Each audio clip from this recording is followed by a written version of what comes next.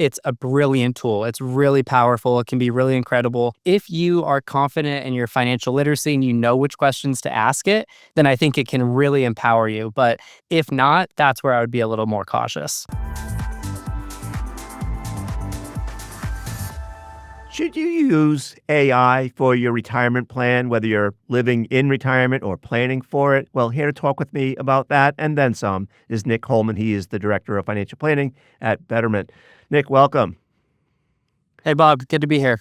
Good to have you here. And I want to start with this question about artificial intelligence. A year ago, if you had asked me whether you should use AI for your retirement plan, I would have said absolutely not. But fast forward a year, and I'm beginning to think that it's getting closer and closer to the point where it might be okay to start using it for your retirement planning. Curious for your thoughts, given that Betterment is well known as a robo-advisor. Yeah, well, I was actually just in DC a few weeks ago meeting with the heads of financial planning from a bunch of firms, and we were talking about this very issue of AI and not only just retirement planning, but financial planning in general. And I would be cautious about using it for personalized financial advice right now. I think where we've seen a lot of adoption and we're seeing a lot of traction is with general financial education. In that case, it's a brilliant tool. It's really powerful. It can be really incredible. But using it for personalized financial advice, I don't think it's quite there yet. Right. And why is that the case? I mean, I take it that you've experimented with it and come up with some results that just seem askew. Yeah, we're working on it. We're testing things internally. We don't use AI for our financial advice currently. We're looking into it. Like we said, we've seen a lot of promise, but it can act a little bit odd when you start to get into some really technical details. The hallucinations are getting better, which is great to see. LLMs were not really built to do math. And so we're seeing that get a little bit better as well, but still a little bit of concern there. So it's moving incredibly fast. I think we're not far away from it, but we're just not seeing that widespread adoption quite yet. Yeah, it's interesting. I just had a chance to talk to a professor at the Rochester Institute of Technology. He has degrees in computer science and engineering. And he's all in on having AI do his retirement plan. He asked it to create a Roth IRA conversion timetable, and I asked him if he was going to take the results to a financial planner for a second opinion, a sounding board, and he said, "No, I'm pretty good with this. I feel like it's all about the prompt engineering, and as an engineer, he feels pretty comfortable that what he got is accurate enough." So he's I'd say that's true. The prompt engineering matters, and maybe that's a good thing to dive into because a lot of investors just don't know what to ask it in the first place. Whether it's a specific term, adjusted gross income or, things like that, it can get really complicated when anytime you get the IRS involved, you get all of these rules here. And it's such a fast-paced environment we're seeing here with, potential tax bills changing, coming very soon as well. So if you are confident in your financial literacy and you know which questions to ask it, then I think it can really empower you. But if not, that's where I would be a little more cautious. Yeah, I'll tell you one story. I've been playing a lot with AI, and I input some of Michael Hurd from the Rand Corporation's research around spending declines in retirement, how spending declines on a real basis 1% to 2% per year. And I input that research into AI, and I asked it to create a spending plan. And then I sent the results back to Michael Hurd at the Rand Corporation, who then said, "Wow, this is pretty good. This sort of incorporates my research into an actual spending plan." So I felt like if it's good enough for someone from the Rand Corp, it might be good enough for me. That's really interesting. No, I love hearing the examples, the anecdotes of how individuals and how advisors are using it. Our team of financial advisors is using AI today with clients, just not on the retirement planning calculation side. Yeah. Someday we'll get there. I agree with you. Another recent trend is this notion of private assets, private credit, private equity, private real estate being incorporated into either 401k plans in the form of target date funds or managed accounts. I'm curious for your take on that trend. Yeah, well, Betterment's a huge fan of investor choice. We have a number of model portfolios. We're launching single stocks later in the year. So I think investor choice is great. You do want to be careful with any type of alternative asset. So you don't want to have 50% of your nest egg, maybe say in alts, especially in your 401k. But I'm a big fan as long as the transparency is there. I think it could be a really interesting shift, something that is brand new. We haven't seen this before at all. Yeah. I mean, if you think about it, we're witnessing a decline in the number of publicly traded stocks, an increase in the number of private companies, the possibility for greater risk-adjusted performance. And yet there are some drawbacks, right? Where people have to deal with the illiquidity of private assets and the possibility they may not be able to get their money when they want it. I'm of the opinion that people need to at least think about this with their eyes wide open before they start investing in something that they don't know about. Yeah, I don't think it's a critical piece to financial, retirement success. I think it can be an add-on, of course, if you're doing all of the basic things right. I've been researching this topic as well, and I think there is some concern from financial advisors around are retail investors going to be left holding the bag potentially for some of the lower performing uh, private assets out there, or especially as you mentioned, the lack of liquidity sometimes. How does that work with a target date fund that is having periodic drawdowns or, periodic contributions and withdrawals from retirees that maybe don't have that liquidity? And how does that work in the fund itself? So I think it's really interesting. I'm for it from the idea of investor choice, but I think you got to do your due diligence as well. Right. Another sort of recent trend is this notion of how political uncertainty is affecting investors' asset allocations. You've noticed some trends that are worth talking about there? Yeah, our advisors have been having lots of calls with our clients, and we're definitely hearing that pick up. Just an increase in the number of clients that are referencing political uncertainty or just disagreements politically, with that translating into how they're behaving with their money. And so anytime we see that, it does throw up a little bit of a red flag for us as advisors. We can definitely talk through that. But we're seeing an uptick on investors being nervous, investors maybe sitting on a little bit more cash. Overall, our investors have been very well behaved with their retirement portfolio. That we're not seeing mass panic or sellouts of their existing nest egg, but we are seeing them hold on to cash for a lot longer than usual. Yeah, waiting until things get back to normal, whatever that may be. Is that fair to Until s things get back to normal, until the uncertainty decreases, which you probably know as well. By the time you wait until things get back to normal, the stock market has largely rebounded, 6 months before that, right? Because the stock market is always looking ahead. So when you hear that with clients over and over, it does start to see a trend, and it is something that we want to be cautious and, Betterment, we have diversified portfolios. International has performed better than U.S. year to date. We automatically rebalance. We tax loss harvest. I think we've harvested $60 million in trades for clients right now. So as long as the clients are doing the things that we think will lead to their long-term financial success, then we can have that discussion of, okay, let's keep up the good savings habits. Are you comfortable maybe with dollar cost averaging instead of investing in a lump sum? We can work with them from a behavioral side, because even though if we know what's right on the math side, I've seen a lot of clients hurt themselves, shoot themselves in the foot when, even if it makes sense, all the data, all the literature, all the math says this is right. If you're not comfortable with it, then you can end up causing a lot of problems. So yeah, we're big on the behavioral finance side, but we're trying to tell clients, hey, stay the course. We're doing all the right things. Don't let the politics influence your retirement plan. That's the advice that we're giving at the moment. Yeah. So years ago, I used to work at a research company called Dalbar, where we had created something called the Investor Behavior Analysis, QUABE, we called it. And we looked at how the average investor performed relative to a buy and hold strategy. And at the time, we found that average investors were buying and selling at the wrong time, and that had you been a buy and hold investor, you would have far outperformed the average investor. This was in the post-1987 era. And it seems to me that investors have learned through various crashes, 2000, for instance, or the COVID era crashes, that buy and hold is the thing to do. Have you noticed that, or is this recent, this notion of let me go to cash to wait until the uncertainty's over? Yeah, well, I think there's a number of things going on there. Betterment does have a really competitive cash account. So they're kind of looking at this and saying, well, if I am nervous, I'm getting a decent interest rate on my cash. This doesn't seem like that bad of an option. Tell me why, tell me why, Nick, or whatever advisor they're speaking with. That doesn't make sense. And so I think now there's a lot maybe better alternatives than there used to be in the past for sitting on the sidelines a little bit. At least you're earning something.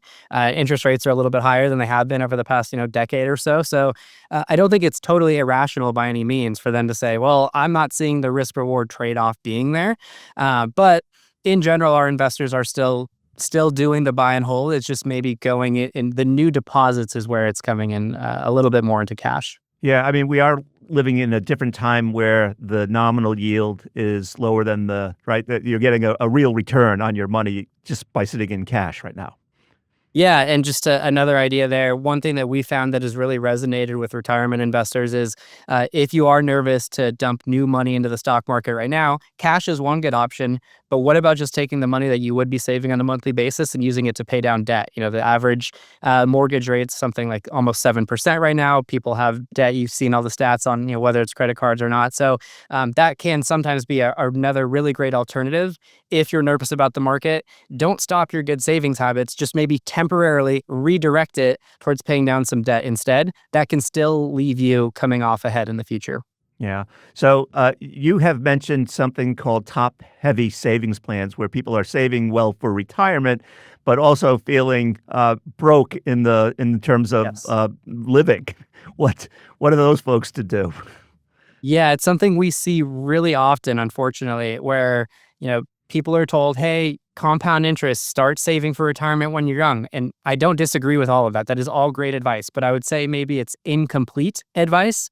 And what we see a lot of times is maybe these 30, 40-year-olds who are right in what we call the messy middle, right? They just bought a house and maybe their housing costs increased. They're paying for daycare. They're trying to save for their kids' college. They're trying to pay down student loans. They're trying to do all of these other things. And meanwhile, they've done a great job at, saving 5, 10% into their 401k, but that money's not accessible to them right now. And they have real world financial strain today. And they're looking at this and they're saying, well, why do I feel broke, Nick? Like I'm doing a good job saving. I'm doing all the things that you hear that, my parents told me, that financial advisors say. What's wrong with my plan? And I say, hey, you are correct. You're doing a great job saving, but you're not saving necessarily in the right priority order for the situation that you're finding yourself in at the moment. And so oftentimes what we'll do, of course, we want to try to say, if you have an employer match, at least try to contribute enough to get the match. We'll run the retirement plan, but oftentimes we'll pivot and we'll redirect some of their savings to more short-term or midterm needs, like a 529 for college, like, other emergency funds, debt payoff. And that could just bring this sense of relief to these people who are, they have good incomes. The clients that my team talks with, they have an average income of something like 250,000. That's household income. So they're doing great by all stretches of the imagination when you compare it to, the average American investor, but they don't feel that way because their money it's locked up for retirement, which again, it's not a bad thing, but it's not a balanced approach to their financial plan. Yeah. Nick, we have to take a short break, and when we come back, I want to talk about something called the Roth conversion window. Don't go away. Welcome back to Decoding Retirement. I'm talking to Nick Holeman. He is the Director of Financial Planning at Betterment.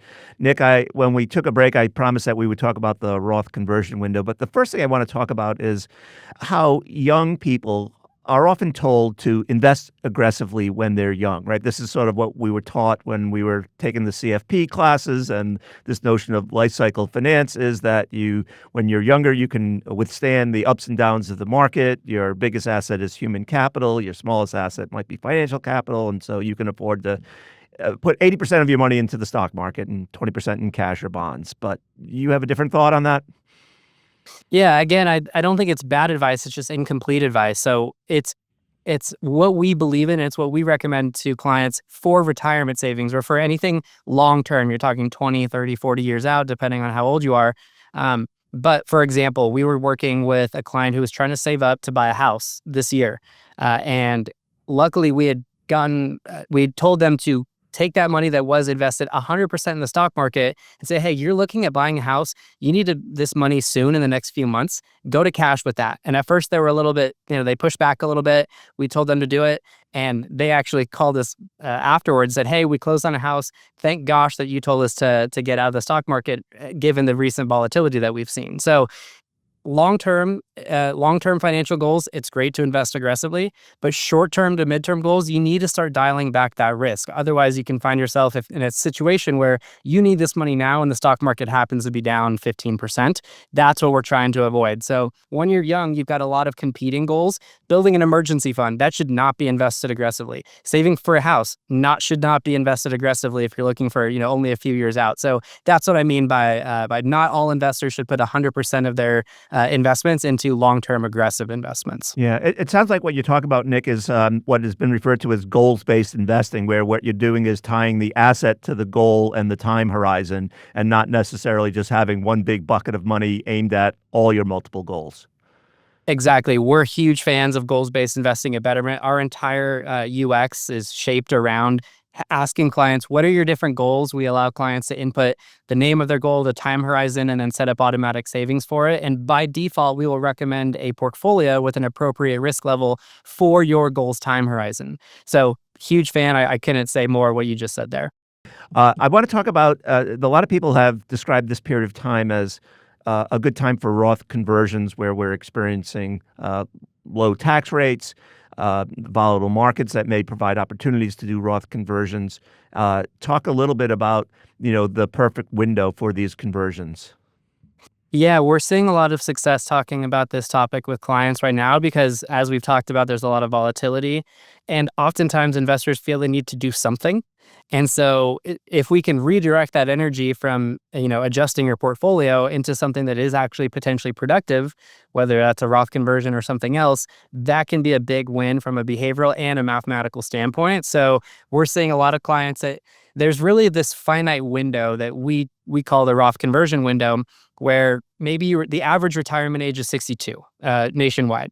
So if you retire at 62, you haven't started Medicare yet, so those IRMA surcharges aren't a thing. RMDs haven't kicked in. Maybe you're not claiming Social Security yet. You have a window where you are maybe temporarily in the lowest tax bracket that you might ever be in for the rest of your life, right? And so that is a really unique opportunity to execute some Roth conversions. For a lot of clients, it might just be, to the top of the 12% tax bracket. Of course, it'll depend on your situation, but really being able to look at this and say, okay, now let's do some Roth conversions. We'll manage your tax bracket, especially if you can pay the taxes from the Roth conversion with some brokerage money or some, paying it from a separate account. That can be really, really powerful. And it's a great way for you to really highlight the value of financial planning or show the increase of their retirement success despite all of the ups and downs that we've seen recently.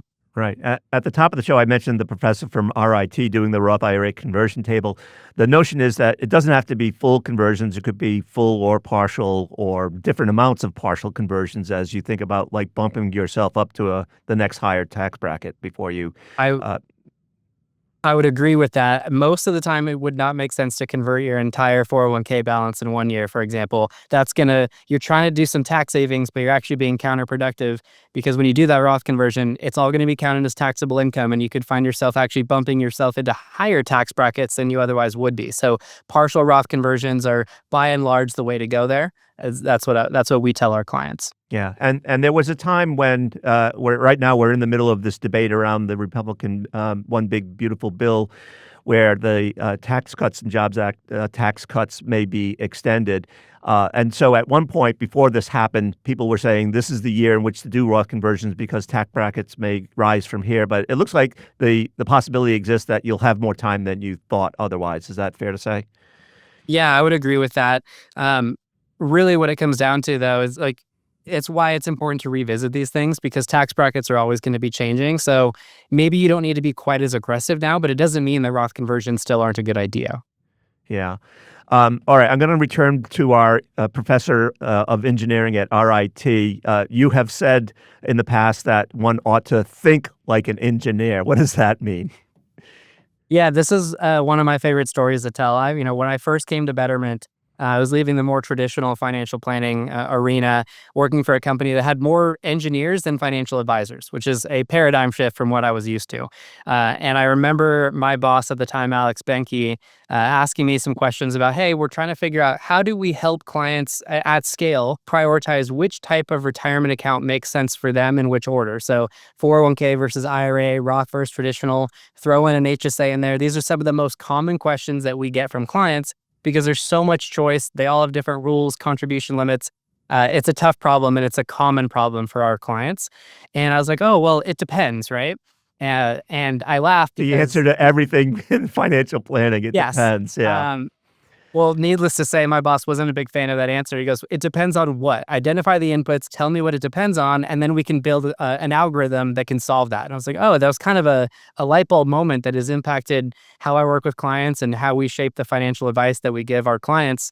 And it's something that I think a lot of financial advisors can fall back on and saying, oh, Mr. or Mrs. Client, your situation is so unique. It depends. You can't solve it. Just talk to me. And I've never been a fan of that. If you can identify what the inputs are, what the calculation should be, and then what the output should be, then that can help demystify some of the advice and help give you more consistent advice on a regular basis as well. Yeah. So to me, one of the most important inputs is how long you expect to live. And I always tell people, if you could tell me your exact date of death as your input, I could build you a bulletproof retirement plan. So there's Agreed. We always, tend to Yeah, we by default we assume age 90 for clients, which is it. That's conservative, right? You look at its average is mid 80s, a little bit longer for women than men, but by default we recommend just starting a little bit conservative because the last thing you want to do in your retirement plan is running out of money just because your assumptions were wrong. So I agree with that. It's a hard variable to figure out because no one knows it, but it's a really important variable as well. yeah, we have spoken in the past to David Blanchett, who says age 95 as a default, but on the other hand says go use the longevity illustrator as a way to maybe pinpoint more accurately what your longevity would be, as opposed to sort of picking a default. Curious for your thoughts there.